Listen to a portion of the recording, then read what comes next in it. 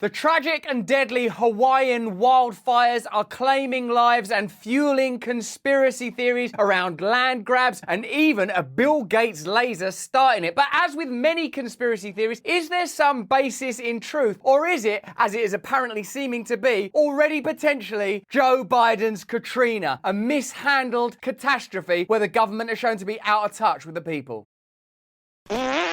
Hello there, you 6.5 million awakening wonders. Thanks for joining us on this voyage to truth and freedom, where there is often much suffering and much division before mutual awakening is achieved. Hit the notification bell and subscribe right now. It helps us deeply to move forward if you join us and ensure that our content reaches as many people as possible. We are in the midst of a great tragedy, and whenever there are events of this nature, it's prudent to acknowledge the suffering of those most immediately affected and wise to recognize that mainstream media and state interests continually use legitimate tragedies in an opportunistic way. Is there some way that we can benefit from these events? You don't need to go so far as to say, hang on a minute, was this deliberately caused? Although it's always worth analysing and scrutinising all possibilities, one thing I've learned in the last few years is things that start off as wacky conspiracies often end up being conspiracy facts. But even in the event where there are rather more exaggerated conspiracies out there, you can often find when you look closely that there's a grain of truth in them, or even more than a grain, a kind of legitimate concern that powerful interests benefit from what to most people are tragedies. You can see that across the globe. Financial catastrophes that ruin most people's lives are beneficial to financial elites. Wars that ruin the lives of Ukrainian and Russian people are beneficial to the weapons manufacturing industry. So how is this fire being used? What's the truth about it, and why are there so many conspiracy theories? Let's first of all have a broad look at how the mainstream media are reporting this story. This morning, as new videos show the inferno that engulfed Lahaina and how residents spent hours in the ocean to survive, anger is growing. How did the nation's deadliest wildfire happen with no warning? The search for the missing and dead is just getting started. Canine cadaver dogs arriving over the weekend. Some extraordinary language already, canine cadaver dogs, and also some identifiable images now that we're all becoming quite accustomed to. Apocalyptic images of burning forests and burning towns. Particularly novel are the images of the people in the water. That's an especially terrifying image, I would say. We're interested in how the media report this and how the state exploits it, and whether or not there's any truth in some of the more seemingly outlandish claims that there's a land grab at play and that this is somehow beneficial to elite interests. And indeed, could these fires have been deliberately caused? I find when investigating peripheral issues or peripheral ideas, it's very important to ensure you don't say anything that you can't demonstrate to be true, but you also don't neglect to point out that powerful interests are being served, because that is so often the case. During the last 3 years, when most people suffered enormously, some incredibly powerful interest benefits. Obviously and notably, big tech, big government, big pharma, all benefited. That's plain, the numbers are there. So when it comes to a tragic, immediate and awful event like this, which is plainly devastating, nasty, despicable, let's have a look at how the event could be exploited subsequently, as well as if there's anything unusual about its origin. More than 2,700 structures have been destroyed, most of them homes. Residents desperate to get back. We're mad. We're mad. No, we didn't just lose our homes. We lost our town. The cause of the blaze is still under investigation. Videos shot from the water show both how bad the fire was, but also how strong the wind was blowing. Obviously, there are official investigations into the origins of this fire, and as with any news event these days, there are ideas, theories, notions, and I think always speak to deep skepticism about mainstream narratives, deep cynicism about the relationship between those that govern and those of us that are governed. One thing for sure is that these disasters often demonstrate how out of touch government are with the people that they govern. Whether it was the East Palestine Row disaster, where the Biden administration, who claimed to care a great deal about the environment, responded badly, or famously Hurricane Katrina, where George W. Bush messed up, and it took Kanye West to point out that often people in power don't care about the interests of ordinary people, or specifically in that case he said black people. George Bush doesn't care about black people. But we can equate that to those without power who are affected by the behaviour of powerful institutions and interests. Does Joe Biden's dismissal or inability to immediately comment suggest a similar lack of compassion, empathy and understanding for those affected by this tragedy? Any comments on the rising death toll in Maui?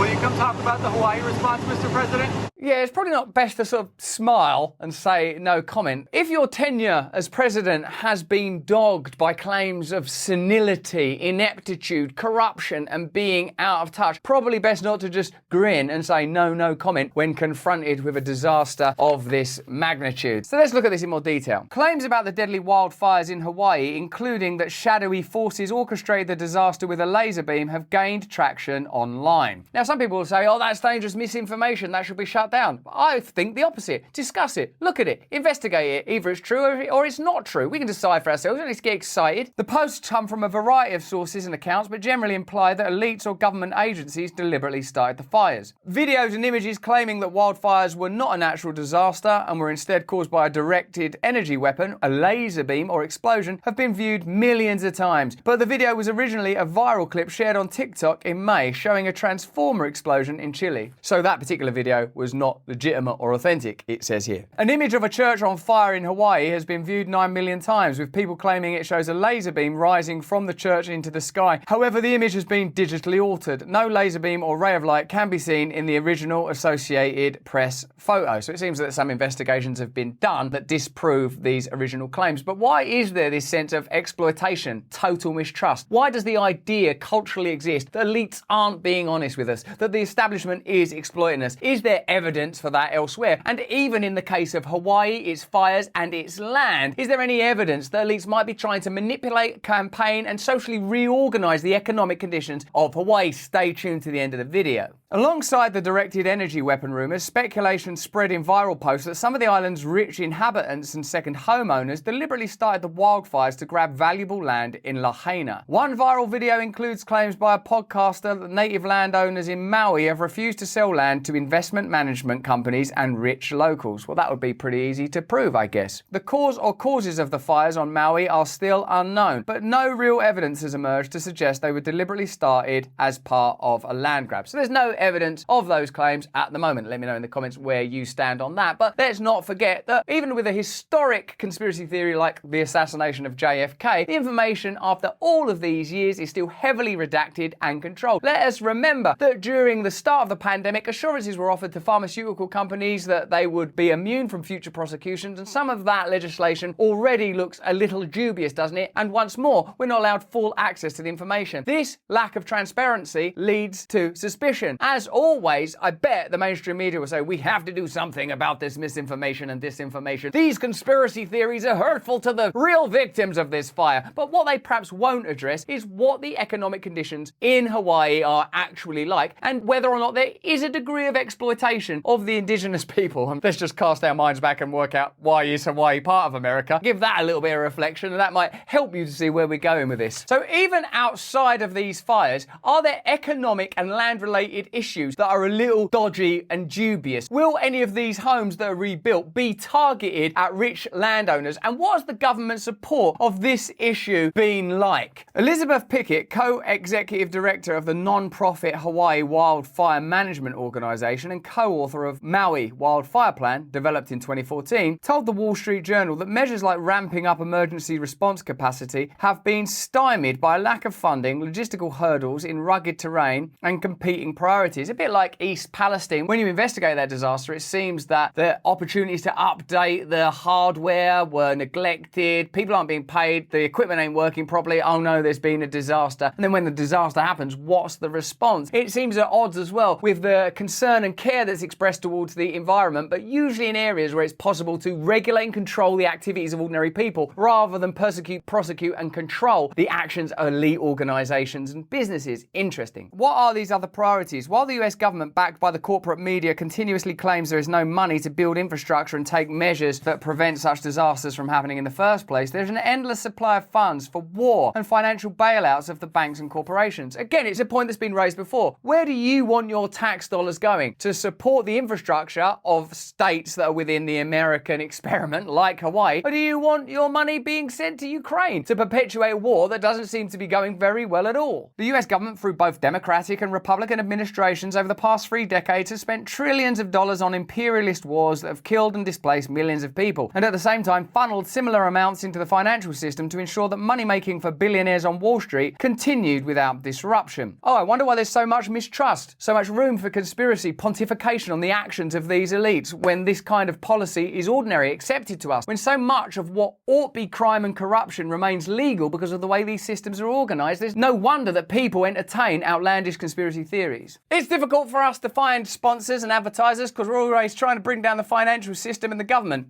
Doesn't make sense as an economic model, really. Thankfully, we can find commercial partners and sponsors bold enough to back us because they believe in you. If their products of use to you, check it out. And please stay to the end of this video because I really try my best to make them funny. Going online without ExpressVPN is like changing into your pajamas with the curtains wide open. You may not have anything to hide, but why give those pervy peeping toms the chance to invade your private parts? In fact, if you go online without a VPN, internet service providers can snoop on your activity and see every single website you visit. And then it's perfectly legal for them to sell this information without your consent to advertising companies and tech giants who then use your data to target you back at you. But fear not, help is at hand. When I use ExpressVPN, ISPs can't see my online activity because my identity is anonymized by a secure VPN server and my data is encrypted for maximum protection. Yours could be too. It's easy to use. Just fire up the app and click on one button to get protected. Protect Me app. Protect me! And it works on all your devices, phones, laptops, and even routers. So unless you like the idea of being turned into some sort of data cow with your udders being squeezed continually into data love milk stinking in a bucket, join me and use ExpressVPN. Secure your online activity by visiting expressvpn.com/brand. That's EXPRESSVPN.com/brand and get an extra 3 months free. Let's go back to other me bringing down the government and global corporations, this time with privacy.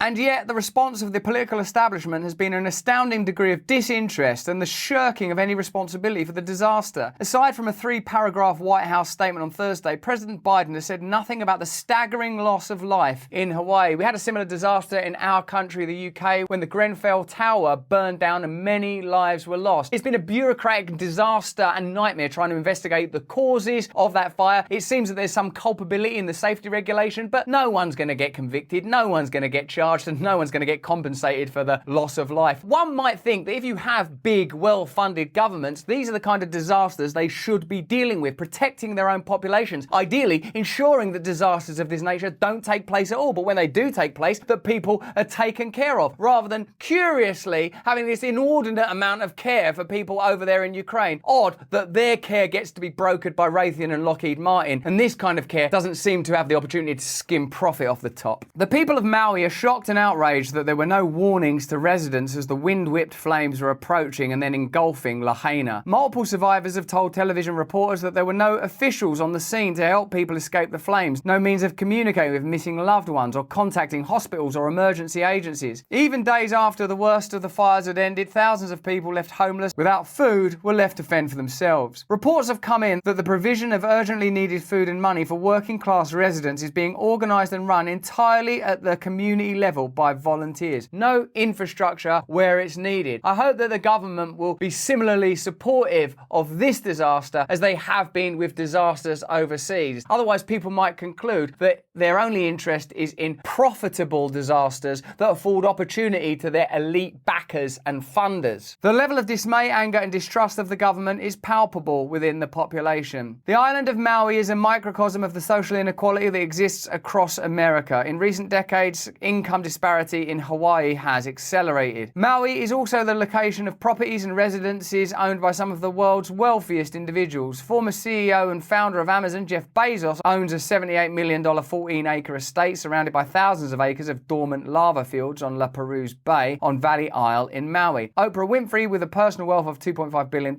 owns 2,000 acres on the island. These billionaires and others have been buying up land and homes in Hawaii for decades, typically as vacation spots, but also as a place to park their assets. When there are non-domicile tax evading techniques deployed, when there is demonstrable opportunity for rich individuals, even if they're rich individuals that have made their money legitimately, like Oprah Winfrey, it creates a sense of disparity and tension. And that sense of disparity and tension, I think, facilitates, expedites, inflates contemplation of ideas like, it's very convenient that these fires have happened. Does anyone benefit from these fires? One of the things that I would would ask you to track over time is, in 2 years, when we've all forgotten about this disaster, when we're 10 disasters into the future, 30 current things along the cycle, I wonder who benefited most from the fires in Maui. Put to one side any conspiracy theories you might be entertaining at the moment. What we can say is this is a very familiar story. A lack of infrastructure and support for ordinary working Americans has led to a disaster that it seems may down the line benefit rich elites. That's a story I've heard before. Have you? A chronic housing shortage and an influx of second home buyers and wealthy transplants have been displacing residents, and the wildfire has multiplied concerns that any homes rebuilt there will be targeted at affluent outsiders seeking a tropical haven. What was here before? I don't know, just an island? What are all these charred bodies and corpses? Fertile land for growing palm trees. For you to put a hammock on. Oh, that would turbocharge what is already one of Hawaii's gravest and biggest challenges. The exodus and displacement of native Hawaiian and local-born residents who can no longer afford to live in their homeland. Gentrification at an almost national scale. In a way, the laser beam becomes irrelevant. That's simply the literal ignition of the event. All of the concerns that wrap around the conspiracy theory are true. Oh no, are elites exploiting this situation? Are we going to be further impecuniated? Will the richest people in the world benefit from this situation? The focus, I sometimes think, is deliberately put on to the conspiracy theory to discredit the demonstrable reality that ordinary people are getting screwed over and rich elites are benefiting. Same with the coronavirus pandemic. Oh, it didn't start here, it started there. Who cares? Who's benefiting from this situation? Residents with insurance or government aid may get funds to rebuild, but those payouts could take years and recipients may find it won't be enough to pay rent or buy an alternate property in the interim. Oh, bye-bye. Good luck. Good luck in your tenements and project buildings. Hey, there's some land suddenly available. Zuckerberg! Bill! Meanwhile, Mark Zuckerberg doesn't work the land on his Hawaii ranch, but he and other wealthy landowners still benefit from huge agricultural tax breaks. The scheme allows the super rich to hoard wealth at the expense of the general public. If you don't pay tax, it's a big problem. Do you want to fund all these wars that you're paying for? $900 each you're paying for the Ukraine war over there per annum. Do you want to do that? Well, see what happens if you stop doing it. You'll be getting a tap on your front door. Believe you me. So, do we live in a society where there are different rules for wealthy elites? Do wealthy elites benefit from situations that are disasters for ordinary people? Let me know in the comments. Thousands of acres of farms and pastures once held by scions of plantation-era aristocracy are being gobbled up by new money billionaires and global investment firms. These lands make for appealing additions to an investment portfolio not only for their prime location and skyrocketing value, but because they are eligible for huge agricultural tax break programs that save landowners millions on their property tax bills. The laser is irrelevant. It's like a poetic imagining of the corruption that's taking place. It feels like there is a conspiracy. The sense is that things seem to always go well for the most powerful interests. So it doesn't matter if there's a literal event like the sparking of an actual fire or the invention of a virus. Who knows? Let's wait for proof. Let's wait for proof. One thing that's demonstrably true is these disasters appear to advantage the already advantaged elites that benefit from these systems being set up in the way that they already are. And of course, that's the point of these systems, to ensure that power structures are maintained, that they can't be broken down, that people don't have a voice, that they're not able to discuss alternative views or propagate alternative opinions or organize political parties to oppose the existing structures. That's how it operates. Recipients of these breaks include meta-billionaire and world's 13th or so richest man, Mark Zuckerberg, and his wife Priscilla Chan, who save upwards of $300,000 in property taxes each year on their 1,400-acre North Shore ranch. ProPublica's 2021 reporting laid out how through an array of borrowing schemes, deductions and write-offs, the uber wealthy managed to pay unconscionably low income tax rates, with the 25 richest Americans paying a true tax rate of only 3.4%. But reporting on state and local property tax breaks and agricultural tax breaks specifically remains limited. These huge discounts for agricultural land are yet another piece of tax policy that allows the super rich to hoard more and more wealth at the public's expense. Those lost revenues must be replaced by higher taxes on other, usually poorer people, or cuts to social services. On an island facing a massive housing crisis, the median home price often tops $1 million. Affordable housing projects often find themselves wanting for that missing funding. So those savings that are made by rich elites have to come from somewhere, and how many affordable houses will be built after this disaster? Bill Gates began buying up tracts of land in 2013 and is now the largest owner of farmland in the country with 270,000 acres. Other billionaires like Bezos, Buffett and Ted Turner are in on the game as well, each controlling thousands of acres to the extent that young farmers looking to buy land are being priced out of the market. Part of the rationale for preferential tax treatment of agricultural land is the hope that tax savings will trickle down to leasehold farmers in the form of lower rents. Does this pan out? There is no public oversight on those decisions. So it's just an assumption. It's like the way that often government by science is government by favour and government by buddy accords, just agreements between political allies. What's been described there is like a modern day equivalent of the feudal system. The baron owns the land, the serfs till the lands, they'll get some benefits, or at least an occasional turnip. One of the conspiracy theories is, of course, that these fires were started deliberately to benefit rich elites, like BlackRock. Now look at the Ukraine war. Ukraine have already done a deal with BlackRock to rebuild their nation using BlackRock investment. If you apply that mentality to this situation, if BlackRock end up benefiting from the fires in Hawaii, then the conspiracy theory is almost a redundant detail. Did they start it? Didn't they start it? Is it inevitable that the suffering of ordinary people leads to the benefit of rich elites and massive organizations like BlackRock and billionaires across the globe? And why is Bill Gates buying all this agricultural land when he's not a farmer and he's not using it in the way that these breaks were set up to be used? Doesn't it all feel like a kind of macro conspiracy that's so diffuse, institutional, oddly abstracted and bureaucratically opaque that sometimes you just want to simplify it into they started this fire, they started it with a laser from space. And whether it's true or not, it not only feels true, in terms of its results, it is kind of true. There is a conspiracy to keep you poor and to benefit rich elites, but it's everywhere. It's almost like water to a fish. It's not a conspiracy, it's just the environment you live in. You live in corruption. Every time there's a disaster or fire, you bet it's going to benefit elites. You bet the poorest people are going to suffer more. Every time there's a pandemic, you bet they're going to control you more and rich interests are going to benefit from it. We might not find a smoking gun or a beaming laser, but you can be sure that BlackRock and the world's most powerful individuals will benefit down the line from this disaster. The trouble is, by then, me and you, unless we're very, very careful, will be focusing on the conspiracy theory or the tragedy of 2024 or 2025. So for now, let's focus on those that are truly suffering, the people of Hawaii who have lost their lives and who have lost their homes. But let's not get so caught up in grief that we forget how these disasters are exploited by the powerful that benefit from a system that seems to be advantaged every time there's a disaster for ordinary people. But that's just what I think. Why don't you let me know what you think in the comments below? If this video was useful to you, share it around, watch one of these, turn on the notification bell and subscribe right now. But more important than any of that is that you please, if you can, stay free.